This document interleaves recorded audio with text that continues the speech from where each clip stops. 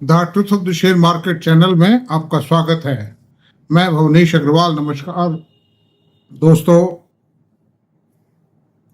ऐसी संभावना थोड़ी कम लगती थी कि ओपन वार, भारत पाक के बीच में ओपन वार होगा। ऐसी संभावनाएं कम थी, लेकिन पाकिस्तान ने वार को एस्केलेट करने की ठानी थी, भारत को डराने की ठानी थी। और वो ठीक है, जम्मू कश्मीर में पुंछ के अंदर और कई जगह पे 11 पोस्टों पे वो बमबारी कर रहा था, गोलीबारी, और भारतीय सेना जवाब दे रही थी।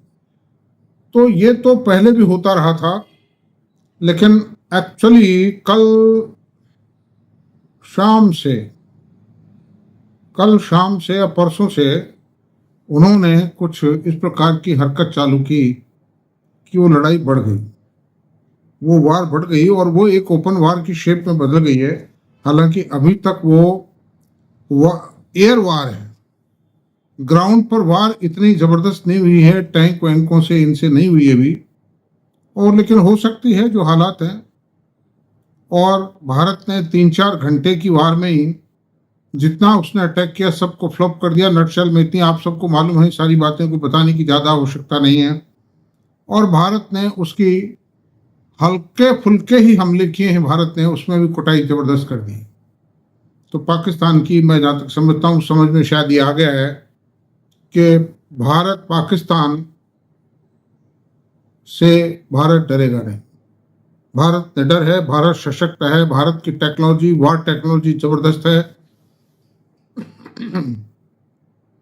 ऐसी सूरत में जो कुटाई पाकिस्तान की हुई, उस हिसाब से शायद ये समझ भी जाए कि आगे शायद आज ना करें, क्योंकि 4-5 घंटे की वार के बाद में शांति है, कोई और हमला नहीं किया उसने। हालांकि चंडीगढ़ में, लुधियाना में, अमृतसर में सायरन बज रहे हैं, जम्मू में भी सायरन बज रहे हैं, तो वो हो सकता है अलर्ट के नाते भी बज रहे हों। देखा जाएगा, रात तक पता पड़ेगा इसका, रात को 10-11 बजे तक पता पड़ेगा क्या होता है। लेकिन हमको, चूंकि ये एक बिजनेस चैनल है, तो हमको शेयर बाजार के परिप्रेक्ष्य में इस वार के संबंध में बात करनी कि आखिरकार इन्वेस्टर क्या करे, क्या स्ट्रेटजी अडॉप्ट करे, कैसे अपने आप को सेफ रखे, किस प्रकार से अपने पोर्टफोलियो को रीबिल्ड करे या बिल्ड करे या मेंटेन करे, ये सारी बातें देखनी थी। और उसमें सबसे जो महत्वपूर्ण बात है कि एक तो मैंने लड़ाई देखी है 1962 की। उस समय मैं तीसरी क्लास का विद्यार्थी था, दूसरी क्लास का विद्यार्थी था मैं। फिर 1935 तीसरी क्लास का था शायद, और 1965 की वार में मैं 7th क्लास का विद्यार्थी था। 1971 में मैं बीकॉम का स्टूडेंट था, और 1998 के अंदर तो काफ़ी मैच्योर्ड एज हो चुकी थी। मेरा सेवानिवृत्ति में भी थोड़ा ही टाइम बचा था, 15 साल की बात, करीब 45 साल मेरी एज थी उस समय, 1998 में, जब ये कारगिल वार हुआ। तो 1962 की वार को तो अब छोड़ दीजिए, चाइना वार को, उस समय भारत कमजोर स्थिति में था, भारत को नुकसान हुआ था उस समय। लेकिन बाकी सारी लड़ाइयों में पाकिस्तान की बुरी तरह हार हुई है, और उसको एक देश, एक बहुत बड़ा हिस्सा जो बांग्लादेश आज, वो खोना पड़ा था। और 1998 में उनको कुटाई झेल करके वापस जाना पड़ा था पठानों को, कारगिल से। एक 15-20 दिन की लड़ाई थी, उसमें वापस जाना पड़ा था। लेकिन भारत के जो सैनिक थे, चूंकि मैन टू मैन थी, और जो जोग्राफिकल सिचुएशन थी वो बहुत खराब थी, इस कारण से भारत का सैनिक हानि की जनहानि बहुत हुई थी, लेकिन जाना पड़ा था। देश के शूरवीरों ने, रणबांकुरों ने ये ठान रखी थी कि इनको भगाना है और भगा के रहेंगे। और अब 1925 में ये दूसरा दौर आया है। अब क्या होगा ये तो कुछ भी नहीं कहा जा सकता, लेकिन अगर लड़ाई होती है तो भारत की जीत तो निश्चित है। पाकिस्तान आइसोलेट हो गया है दुनिया में, मुस्लिम राष्ट्र भी उसका साथ नहीं दे रहे हैं। सारे मुस्लिम राष्ट्रों से पुकार लगाई, गुहार लगाई है, लेकिन कोई जवाब नहीं दे रहा, कोई बोल ही नहीं रहा उसे। क्योंकि पाकिस्तान एक ऐसा गंदा देश है कि ये कहीं मानता ही नहीं, अपने हरकत से बाहर जाता ही नहीं।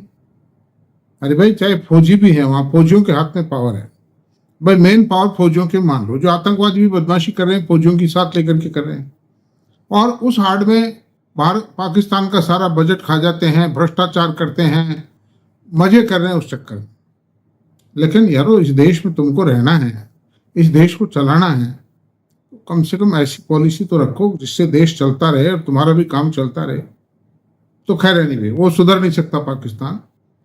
अब सवाल ये कि आपको क्या करना है इस युद्धकालीन परिस्थिति में, क्या करना। तो मैं ईश्वर से प्रार्थना करता हूं कि युद्ध ना बढ़े और यहीं समाप्त हो जाए, पाकिस्तान आर्थिक और सामरिक दृष्टि से कमजोर पड़ता चला जाए, उसका पतन अपने आप हो जाए, गृह युद्ध के जरिए या जैसे भी हो जाए। पतन तो होगा, ये तो निश्चित है। अब वो हो सकता है कि अभी 2 महीने में ही हो जाए, या 2 साल लग जाए, या 5 साल लग जाए, 7 साल लग जाए, बाकी चलने वाली स्थिति नहीं है पाकिस्तान। ये मौका है, पीओके भारत वापस ले सकता है, उससे उसके टुकड़े भी कर सकता है भारत, थोड़ी सी ताकत लगा दे तो। इस समय बहुत जीर्णशीर्ण हालत में है, चारों तरफ से घिरा हुआ है पाकिस्तान, तालिबान से, यूएन से घिरा हुआ है। और जो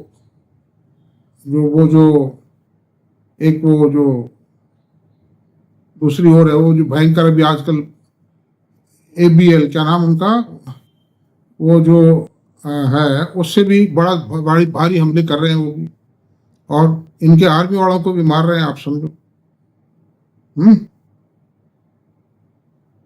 तो ऐसी सूरत में, और इधर से इंडिया से छेड़खानी कर दी, जो एक महाशक्ति है आज की तारीख में, दुनिया की तीसरी ताकत है ये भारत आज। Today, nowadays, India has become third power of the world so far military and economic power is concerned. तो अब सवाल ये कि आपको क्या करना। मैंने कई लड़ाई देखी है, कई बातें देखी जिंदगी में, और कई संकट आए हैं बाजारों पर, पॉलिसी पैरालिसिस भी देखा, सब प्राइम संकट भी देखा अमेरिका का, जिसके कारण मंदी आई। WTO एग्रीमेंट पे साइन, उसकी मंदी भी देखी है। और ऐसा हाल हो गया था उनमें, और ऐसा लगने लगा था कि अब तो कभी शेयर बाजार दोबारा उठेगा ही नहीं। सबसे खराब मंदी थी WTO पे साइन जो हुए उसमें। लेकिन शेयर बाजार में शाम होती है तो सुबह होते भी देर नहीं लगती। हर शाम सवेरा लेके आती है, एक बहुत सुंदर सवेरा लेके आती है, एक बहुत शानदार ग्रीनरी के साथ सवेरा होता है। 1998 के अंदर IT बूम आया। 1902 की मंदी के बाद में भी अटल बिहारी वाजपेयी सरकार आई, और उसने मैन्युफैक्चरिंग सेक्टर को और काफ़ी रेस्टोर किया, मतलब इंफ्रास्ट्रक्चर डेवलपमेंट किया देश में, पावर रिफॉर्म्स लाई वो सरकार। फिर UPA सरकार आ गई, तो UPA सरकार ने भी फर्स्ट टर्म में तो कोई गड़बड़ नहीं की थी, UPA सेकंड में गड़बड़ करी। उसके कारण जो सब प्राइम संकट था ना, उसकी मंदी 1.5 साल बाद एक बार बीच में तेजी खाकर फिर डलती चली गई। तो खैर, पॉलिसी पैरालिसिस आया, स्कैम हुए, कई बात। खैर उस टाइम पे, अब आपको इस परिस्थिति में क्या करना। एक तो ये जो वार है, ये चलेगी नहीं चलेगी, कुछ भी होगा, 10-20 दिन का संकट है, ये निकल जाएगा। घबराएं नहीं, चिंता ना करें, पूरे आत्मविश्वास के साथ बैठे रहें। शेयर बाजार ना कहीं जाएगा, ना कहीं भारत जाएगा, सब कुछ सही चलेगा, सब कुछ ठीक हो जाएगा। तो घबराइए मत, चिंता मत कीजिए। ये नहीं रात को है कहीं आंसू आ रहे हैं साहब, आंखों मर गए साहब, घर वालों को भी, पत्नी को, मैडम को भी कम बताइए ये बात है, और उसको कहिए सब ठीक हो जाएगा, कोई खास बात नहीं। वरना वो पैनिक में और आ जाए, मैडम पैनिक में आ जाए, बच्चे पैनिक में आ जाए, क्या फैमिली मेंबर्स का मगर कोई फायदा नहीं। अगर वैल्यू गिरती है तो भी शेयरों की बताइए मत ज्यादा। दूसरी बात है, आपने कोई SIP करवाइए, उसको रोकिए मत, चलने दीजिए उसको, क्योंकि तेजी में खरीदा तो मंदी में भी तो खरीदो। पहली बात तो मुझे शेयर बाजार इतना ज्यादा गिरता हुआ लगता नहीं, और गिरता भी है तो आप SIP को रोकिए मत। मैंने तो स्पेशल पैसा और लगाया है, मेरी SIP को छोटी मोटी SIP नहीं है, मेरी SIP लाखों रुपए की SIP है। डायरेक्ट भी खरीदता हूँ, SIP भी लगाता हूँ, स्मॉल कैप शेयरों के अंदर SIP से लगाता। अब जो पॉलिसी चेंज, क्योंकि इतनी वॉच रख पाना, इतने इंफॉर्मेशन गैदर कर पाना एक इंडिविजुअल के लिए पॉसिबल नहीं। और कोई इक्का दुक्का स्मॉल कैप भी दिख जाएगा तो चेप लेंगे, क्या दिक्कत है, खरीद लेंगे। बाकी जो मास लेवल पर जो है, हैवी कैपिटल जो है, वो उसी में लगाएं। अच्छा। डोंट हरी इन परचेज, खरीदारी में भी जल्दी ना करें। कोई टीवी पे बता जाए, कोई मोबाइल पे खबर आ जाए, कोई यूट्यूब पे वीडियो सुन लो कि इस शेयर को खरीद लो, रुक जाइए, कोई जल्दी नहीं है, शेयर कहीं नहीं जाने वाला और शेयर मार्केट बहुत अवसर देता है। और कोई एक शेयर निकल भी आए तो कोई बात नहीं, दूसरे शेयर आएंगे घने। शेयर बाजार में अवसरों की कोई कमी नहीं, तो खरीदारी में भी जल्दी मत कीजिए, देखी जाएगी। अगर यही संकट चालू रहता है तो जिसकी स्थिति अगले 3-4 दिन में साफ हो जाएगी, मतलब ये युद्ध बढ़ेगा या घटेगा, ये स्थिति 3-4 दिन में साफ हो जाएगी, अभी कुछ नहीं कहा जा सकता।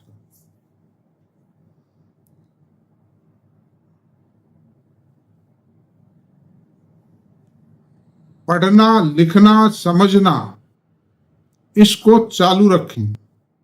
कंपनियों के जो परिणाम आ चुके हैं, बहुत से जो आ चुके हैं उनको भी पढ़ें, और जो आने वाले हैं उनके परिणामों को भी पढ़ें, रिव्यू करें, उसको अच्छी तरह रिव्यू करें, इन डेप्थ। मतलब सौदेबाजी, ट्रेडिंग, एफ&ओ सब बंद कर दीजिए, वरना आपकी पूंजी बर्बाद हो जाएगी।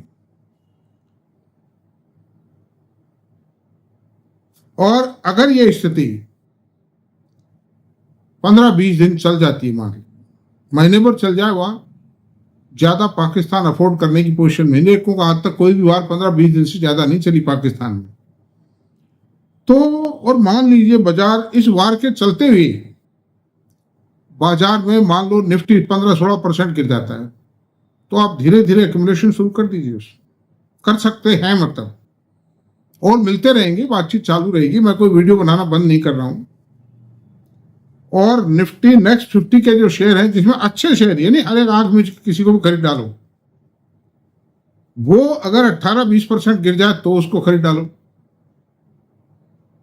अगर वार चालू रहता है तो भी 15 दिन बाद, 10-12 दिन बाद भी, 10 दिन 15 दिन बाद में, और वो इतना गिर जाए जितना मैं बता रहा हूं, इतना गिर जाए तो ड्यूरिंग दी वार, क्योंकि 6 महीने 8 महीने बाद में ठीक है, सुधरेगा बाजार तो सुधरना है, वार भी बंद होनी, हमेशा चल नहीं सकती, तो उसमें आपको गेन हो जाए।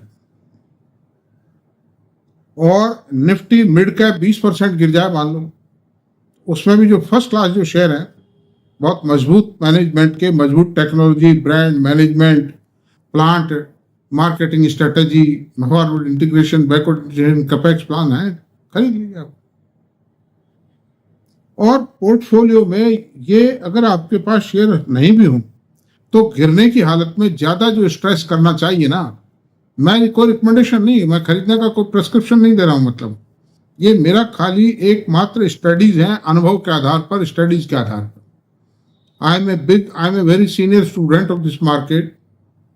तो HDFC बैंक है, जैसे लार्सन एंड ट्यूबर है, RIL है, अल्ट्राटेक सीमेंट है, ICI है, TCS है, इन्फोसिस है, HCL टेक्नो है, इन मारुति है, महिंद्रा एंड महिंद्रा है, अडानी पोर्ट है, हिंदुस्तान एरोनॉटिक्स है, भारत इलेक्ट्रॉनिक्स है, और मझगांव है, अंबुजा सीमेंट है। इस प्रकार के जो शेयर्स हैं, इनमें एक्यूमुलेशन आपके पोर्टफोलियो में अगर नहीं है तो आप इनमें से किसी शेयर को खरीदने का सोचा जा सकता है, देखा जा सकता है, कोई जरूर नहीं खरीदें। ये मतलब इसलिए कह रहा हूं मैं कि that will be the an appropriate time to purchase the share if the Nifty declines by 20% at 15% or मोर। अगर वार चल रहा है 15% से कम ही गिरता है बाजार, तो वेट कीजिए, ठहर जाइए आप, है ना, तो ज्यादा मंदी का फायदा उठाइए। ऐसी सूरत में दोस्तों घबराए नहीं, बस मेरा एक ही निवेदन है आपसे, आते रहते हैं ऐसे अवसर। शेयर बाजार तो परपिचुअल एंटिटी, स्थायी संस्था है, ये कहीं नहीं जाएगा, और लॉन्ग टर्म में जो अच्छे शेयर खोलते हैं उसके मालो माल होते ही होते हैं। FDR वगैरह ये सब ठीक है, जैसे भी रखिए आप अपने हिसाब से। मैं तो 1 रुपए की भी FDR रखता नहीं, मेरी एज 72 ईयर्स है, रिटायर्ड आदमी हूं, but I don't like to keep FDR for even a single penny. कुछ नहीं, नथिंग, कुछ नहीं रखना है। मैं उससे बेटर तो LNT के शेयर, रिलायंस के शेयर खरीदना ज्यादा बेटर मानता हूं। अरे भाई घाटे में बेच देंगे, कोई पैसे की जरूरत पड़ी तो यार, कोई पैसा, वैसे तो घाटा क्या जाएगा, कुछ नहीं जाता। That's all. मेरी आपसे निवेदन है कि आप बहुत सावधान रहें, खुश रहें, बहुत वॉचफुल रहें, बहुत गंभीर रहें और चिंता ना करें। Thank you very much. Video पसंद आए तो प्लीज इसको सब्सक्राइब करें, लाइक करें, शेयर करें, कमेंट करें। Thank you very much.